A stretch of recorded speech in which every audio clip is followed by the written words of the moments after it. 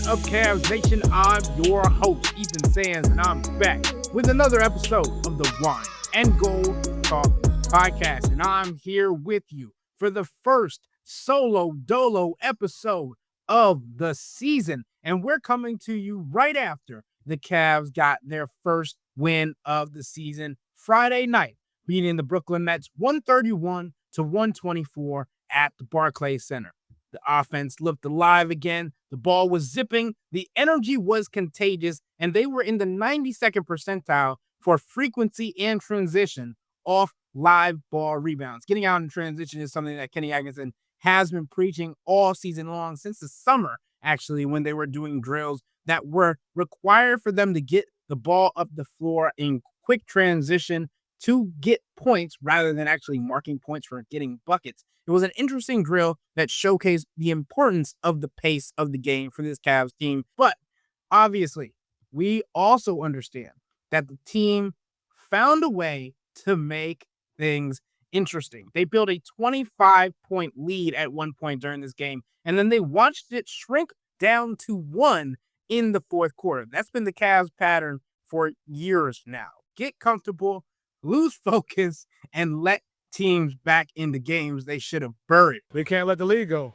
We did the same thing last year. We can't let that happen. We responded, and that's great. We won, and I know we got some new guys. We're trying to figure things out, but I told the guys who have been here, myself, Ev, J.A., Sam, Dean, we got to set that tone. And, I'm glad we won and all, but if we're trying to improve, that can't happen. But let's break it down, because the story tonight isn't just about a win. It's about what kind of team they want to be. And obviously, we're talking about the playoffs and how the Cavs are preparing themselves to be ready when that time of the year comes around. And that means going through some growing pains. That means going through some early season struggles. That means having teams like the Brooklyn Nets come back even though they don't deserve to be in those contests. But here are some of the positives from tonight's game. The Cavs put up an offensive rating of 124.8. That's elite. Championship caliber offense. When the Nets cut it down to 1 under 4 minutes left, I could feel that old anxiety kind of creeping in, the kind of tension that's lived in this team's DNA since the Donovan Mitchell trade. Here's what kind of saved them, right? It's the misses from the Nets at the end of the game, and obviously knowing that the Cavs defense locked in when it mattered, even though they allowed way too many points in that fourth quarter to the Brooklyn Nets when they gave up 38 points in that quarter alone. But when we talk about where this mattered, it comes down to that last 4 minutes of the contest, and the Cavs just allowed 2 more field goals the rest of the way after the Brooklyn Nets cut it down to 1 with 4 minutes remaining in the contest. That's the standard that they need to have throughout the entire 48 minutes of the contest, not just 4. While their initial point of attack defense was decent, their rotations would often leave a man open from overhelping or just being out of position. And they also allowed 19 second chance points. That was a factor too. The aggressiveness, the competitiveness in the first half was there. It was great. You saw it and you understood that them holding to 23 points in the first quarter and then 28 in the second quarter were big time. Offensively, it looked like Cavs basketball was back. Free-flowing, passing heavy, non-isolation dominant possessions that kept everyone involved.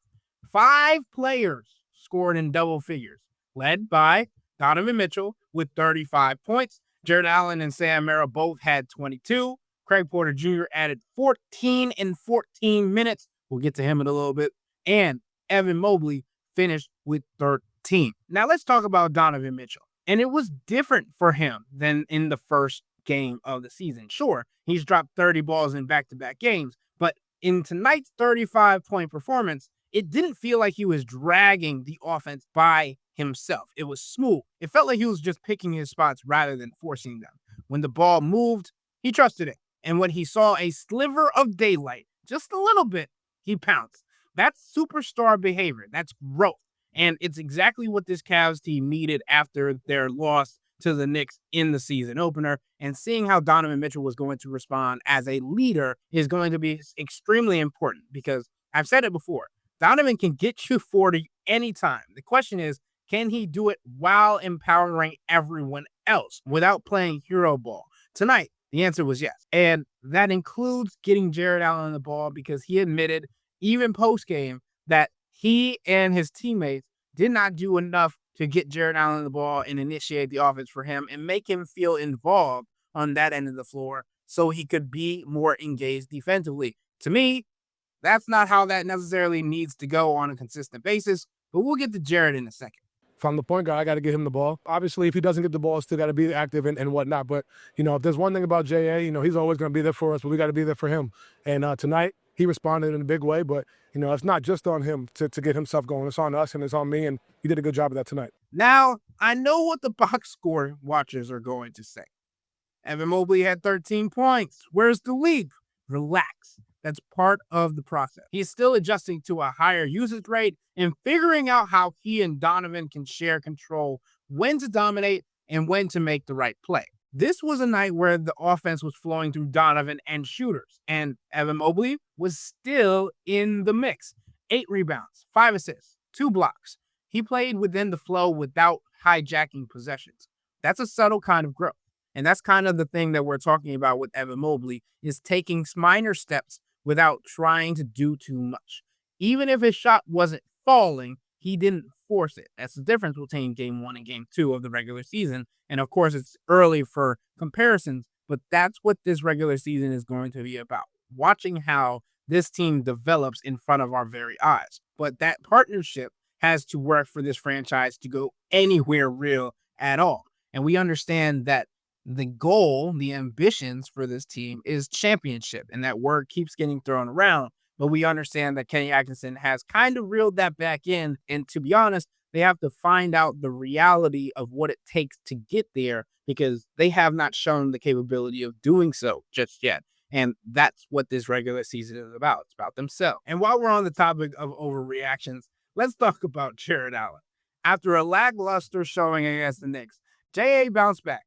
That was expected. 22 points, energy, effort, and that classic Jarrett Allen hustle, diving on the floor, contesting shots, being everywhere, particularly on the defensive end of the floor. But let's be real. This was Brooklyn, not exactly a bruising front line. And that's the problem with J.A. He dominates the finesse matchups, but disappears against the bullies. Nick Claxton still out-rebounded Jarrett Allen, but the effort was better, and the next test for him is Giannis and Miles Turner on Sunday. That's where we'll see if he can carry this over against 2 players that he's very familiar with. Giannis is someone Jarrett's held his own against in the past, historically, but Miles Turner, that's the matchup that brings back bad memories. That playoff block last year when Miles Turner stuffed Jarrett Allen's dunk and seemed to mentally check him out of the game. Sunday's game will be telling of how Jarrett Allen can bring that same energy, hustle, and mindset against elite competition and exercising the demons of last season. And again, trying to get rid of this notion of, or this label of being soft. And a moment that I wanted to recall really quickly that I thought was interesting from tonight's game.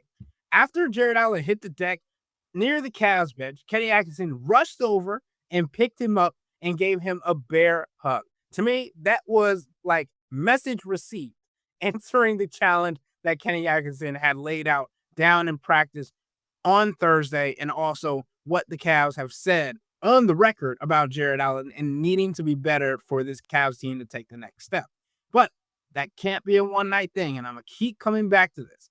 That has to be every night, especially against contenders. What's bothering me now is the rebounding. Like, you make shots, great, but then if they're when they do miss and they're getting the offensive rebound, that's the stuff we gotta, that'll just kill you. So we lost a possession game in the second half. We got to address our rebounding issues. And I know everybody's going to be on J.A. and Evan, but it's a team rebounding game now. The way everybody is crashing. Everybody's just flying in. We actually went through rebounding today and shoot around. We did a drill, which we normally don't do. So we're just going to have to address it and do better at it. Now on to a guy that maybe we haven't talked enough about when it comes to being an X factor for this Cavs team. Because Sam Merrill keeps proving why he earned that contract. Kenny Atkinson said it himself. Does all the dirty work, makes threes. That's why we gave him a nice contract this offseason. If there's ever a guy that deserved it, he's the guy. And that doesn't go as a slight to Ty Jerome. It just shows what this Cavs team needed and the belief in Sam Merrill coming into the season and the execution that he's providing now. And it's not just the shot making, right? It's his mentality, the toughness, the willingness to defend, even if he's undersized, and he talks the talk to back it up. When we've talked to players at practice, we've had conversations about who might be the best or biggest smack talkers or trash talkers when it comes to that. And Sam Merrill's up there, and I love that for him. And when we get back into the conversation of wanting to defend, and obviously there's some people that want to have the conversation about whether or not Sam Merrill is actually a good defender or the defensive rating with him on the floor is just good because he has Evan Mobley and Jarrett Allen behind him. Well, Donovan Mitchell said that he wanted the challenge of guarding Cam Thomas tonight at spurts, and Sam Merrill said, well, I'll handle it. I'll take care of it. You handle the workload on the other end of the floor, and I'm going to help you do what we need to do to get the win. So I think it's important to note just the confidence that he has in himself and the belief that he is being instilled from not only his teammates, but his coach, the front office, and the entire organization. And then we get back to the shooting. He had 19 points and 5 threes in the season opener. Then he followed that up with 22 points and 6 triples tonight. That's now a Cavs record. Most three-pointers made through the first 2 games of any season in franchise history with 11. His gravity, his spacing are all crucial. But more than that, his trust factor is what makes him special. Kenny Atkinson doesn't even describe him by position. He just calls him a winner. That's the mindset the Cavs need more of. And in this locker room, it's evident that he's a guy that is not only becoming a leader, but someone that everybody can trust. And the unit that Sam Merrill was a part of, the starting unit, as we know with Max Strus and Darius Garland being out, was phenomenal tonight. In the 10 minutes that they played together, they had a net rating around 79 with an offensive rating around 165 and a defensive rating around 86. And that's elite.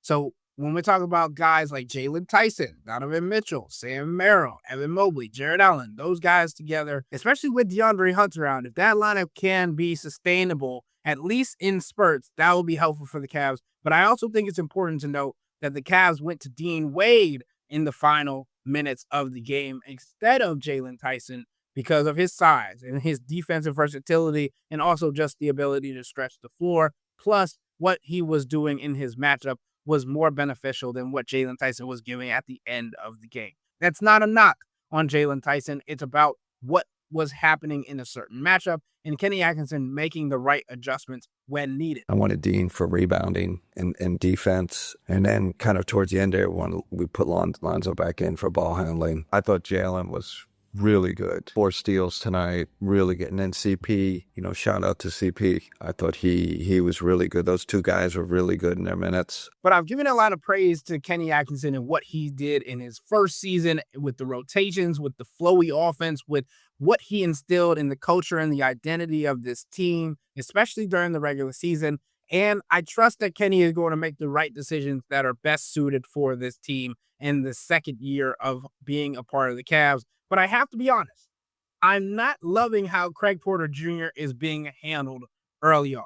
He had 14 points in 14 minutes. 9 of those were in the third quarter. Then he kind of vanished. Obviously, if you want to get to your clutch players when the fourth quarter is happening and the Cavs lead is diminishing rapidly, that's understandable. Plus the fact that Craig Porter Jr. wasn't necessarily good in the 1.5, 2 minutes that he was in for the fourth quarter. You make that adjustment. But I think throughout the rest of the game, there were areas and time periods where it was possible for the Cavs to take a risk with Craig and give him more opportunities because he finished with 14 points in 14 minutes. And he had 1 defensive mistake in the second quarter that had Kenny Atkinson calling for Jalen Tyson to get off the bench and go get him immediately. And I don't think you should get buried for that because his leash might be a little too short, especially right now. No Darius Garland, and Lonzo Ball is going to be sitting out Monday for injury management. This is when you build rhythm and confidence for your young guards. Craig's a guy who has stepped up when called. He's a guy that has been there when you need of him. Dating back to his rookie year, I know Kenny Atkinson wasn't here for that. That was J.D. Bickerstaff. But still, there is that understanding of what he can do in spurts. Kenny Atkinson preaches belief and opportunity, but I'm not sure Craig's getting that same type of love right now. So here's where I'll wrap up. The Cavs got their first win in the books, but for me, it wasn't about that. It's about creating habits, establishing principles, and getting back to Cavs basketball every night. Are they defending for 48 minutes? Are they communicating? Are they staying locked in when the scoreboard says they don't have to? That's the difference between a team that wants to win and a team that's built to win in May and June. And that's what Donovan Mitchell was alluding to post-game. That sour taste in his mouth after nearly blowing another big lead, 25 points to be exact. They have to play like the score isn't there because the great teams, they don't relax.